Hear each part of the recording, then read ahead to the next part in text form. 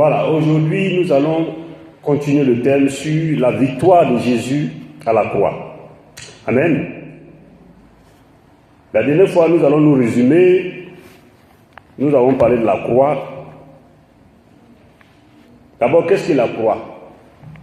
Nous avons dit que dans la définition, la croix, selon le dictionnaire simple, c'est un instrument de supplice formé d'un poteau et d'une traversale de bois où l'on attachait ou clouait les condamnés à mort. Ce qui est vraiment très simple, ce qui a l'air vraiment très simple. Mais quand, généralement, on parle de la croix, dans la vie d'un chrétien, sur place, il comprend que ça veut dire qu'il faut toi-même porter soit sa souffrance, il faut toi-même souffrir ou bien donner ce que tu peux pour suivre Jésus. Amen.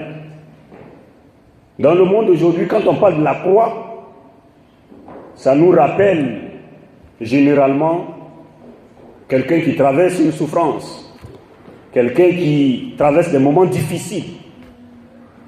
N'est-ce pas vrai? Amen. Donc la croix, généralement, c'est le symbole de quelque chose qui nous a marqué dans la vie que nous menons. Et quelque chose qui nous a marqué, mais pas de manière positive, mais négative. Et nous disons que le message de la croix, il est capital. Parce que Jésus a demandé que nous nous souvenons de ce que lui, il a fait à la croix. Et c'est ce qu'il a résumé dans la Sainte Seine. Et ce que les gens disent communément, prendre la communion. Ou bien la table du Seigneur. Et la dernière fois, nous avons dit que nous avons répercuté certains points qu'il fallait comprendre. Parce que quand tu comprends le message de la croix, ça te donne des armes pour avancer dans ta vie spirituelle. Quand tu comprends le message de la croix, ça t'a fermé dans ta marche avec Christ. Quand tu comprends le message de la croix, ça te donne une bonne idée de comprendre qui est Dieu, qui est Jésus, qui est le Saint-Esprit. Et la dernière fois, nous avons dit que pourquoi Christ est mort à la croix? Premièrement, pour accomplir la parole de Dieu.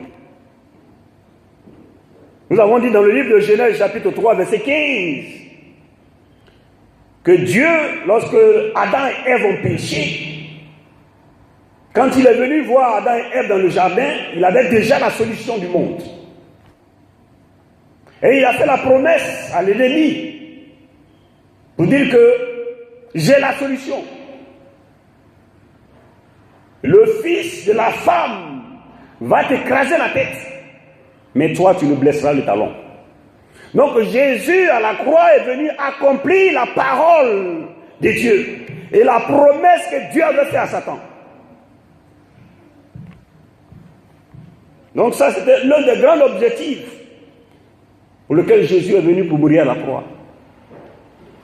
Deuxièmement,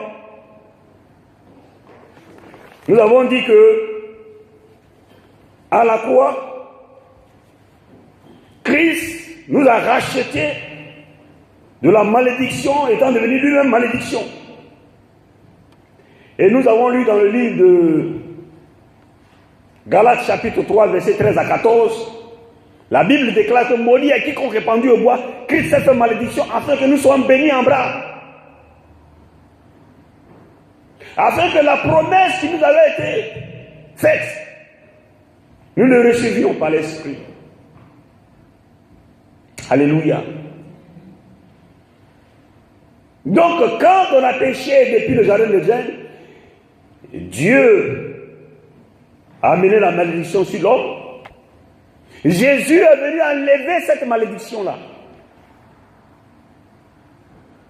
Et quand nous lisons le livre de Zacharie, chapitre 9, verset 11 à 12, la Bible dit « Et pour toi, à cause de l'alliance scellée par son sang, il a racheté de la force là où on a point d'eau les prisonniers. » Et puis il dit « Prisonniers pleins d'espérance, retournez à la forteresse. Aujourd'hui même, je vous donne le double. » Donc ce que l'ennemi t'avait arraché, Jésus dit « Je te donne le double. » Et la forteresse, là où on n'a point d'eau, c'est l'enfer.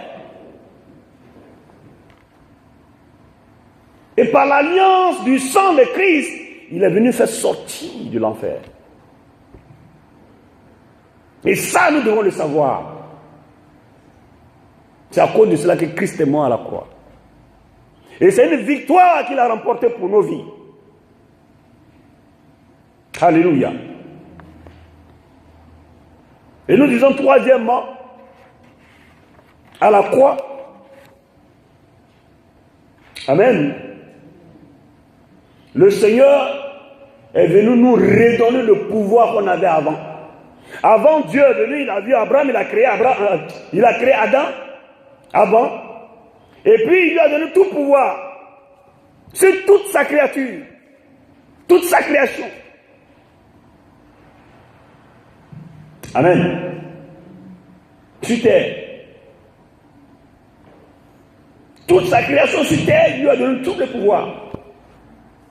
Et puis il dit, voilà les animaux. Donne-leur le nom que tu veux. Donc Adam regarde, lui là il est gros comme ça. Il dit, tu t'appelles éléphant. C'est fini. Il regarde l'autre là, il t'appelle lion. C'est fini. Il regarde l'autre, tu t'appelles Ève. Tout ce qui tombe dans la tête d'Adam, ça devient ce que ça doit devenir. Ça prend un nom. C'est pas fantastique ça? Il regarde les petits trucs là, ça il dit vous l'appelez fourmi. Alléluia. Dieu lui a donné tout pouvoir.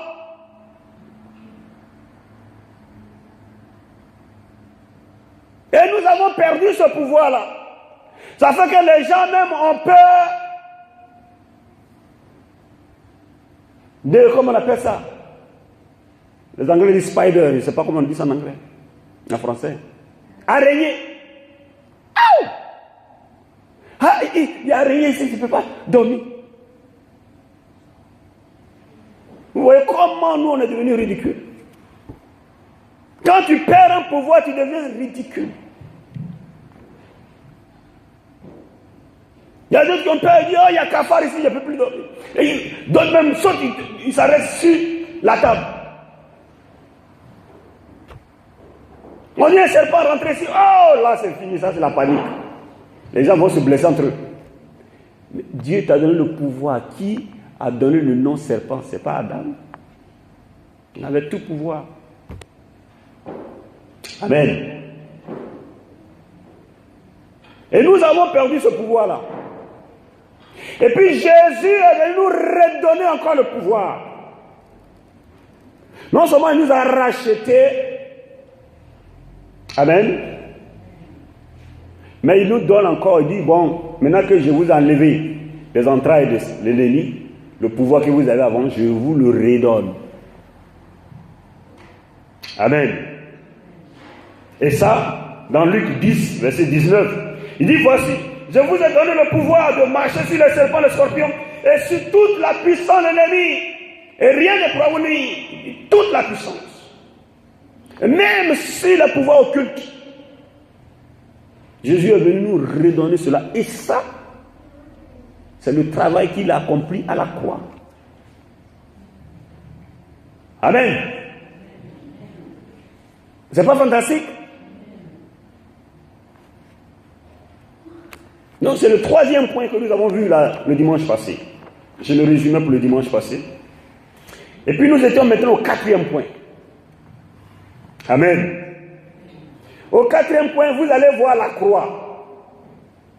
Si vous regardez derrière moi ici, il y a une croix. Il y a une barre horizontale et puis une barre perpendiculaire. Amen. Et puis elle se croise là au milieu. Vous allez voir que la barre perpendiculaire qui quitte du bas vers le haut, elle signifie quelque chose de très important. Très important. Pourquoi? Parce que dans le jardin d'Éden, quelque chose s'est passé. Quand l'homme a péché, Dieu, dans Genèse chapitre 3, à partir du verset 22, au verset 24 que nous allons lire, amen. Nous allons lire cela rapidement. Qu'est-ce que Dieu a fait?